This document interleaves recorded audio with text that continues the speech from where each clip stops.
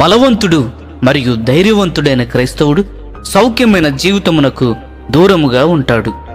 దేవుడు తన దాసునికి నేరుగా చెప్పిన ఈ అద్భుతమైన వచనమును చూడండి. వారు నీతో యుద్ధము చేతురు కాని నిన్ను విడిపించుటకు నేను నీకు తోడై ఉన్నందున వారు నీపైన విజయము పొందజాలరు. ఇదే యెహోవా వాక్కు. ఇర్మియా గ్రంథము 1వ అధ్యాయము 19వ వచనము గమనించండి.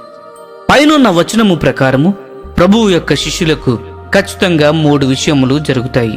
మొదటిగా, సాతాను మరియు తన అనుచరులు మనకు విరోధముగా యుద్ధము చేస్తారు. రెండవదిగా, వారు మనలను జయించలేరు. మూడవదిగా, మనలను విడిపించుటకు ప్రభువు మనకు ఎల్లప్పుడూ తోడై ఉంటాడు.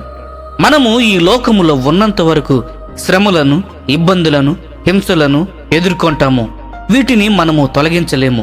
కాబట్టి మనము పనిచేసే దగ్గర గాని, మన జీవితములో గాని రానున్న దినములలో సులువైన పరిస్థితులను మనము ఆశించలేము. అదే విధముగా మనలో ఎవరికైనా ఆర్థిక సంక్షోభము రావచ్చు. కనుక మనందరము కూడా సామాన్యముగా జీవించడము ఇప్పటి నుండే నేర్చుకోవాలి. రానున్న దినములలో సుఖభోగములను అనుభవించేవారు ఖచ్చితంగా అనేక కష్టమైన పరిస్థితులను ఎదుర్కొంటారు. అంతేకాక భవిష్యత్తులో ఇతరుల మీద ఆధారపడకుండా మన అవసరతల నిమిత్తము కోసము కొంత డబ్బును దాచిపెట్టుకోవాలి. దాచిపెట్టుకున్న ధనము మీద మనము ఆధారపడకూడదు. మన సంపూర్ణ నమ్మకము కేవలము ప్రభువు మీదే ఉంచాలి. మన గురించి రోషముతో కూడిన ఆసక్తి కలిగి ఉన్న మన దేవుడు సృష్టించబడిన వాటి మీద మనము నమ్మకం ఉంచినట్లు అనుమతించడు. నేటి ప్రపంచము యొక్క ఆర్థిక స్తంభములను దేవుడు అతి త్వరలో కదిలించబోతున్నాడు. మనము బలము కలిగి ధైర్యముగా ఉండే క్రైస్తవులముగా జీవించాలని దేవుడు కోరుకుంటున్నాడు.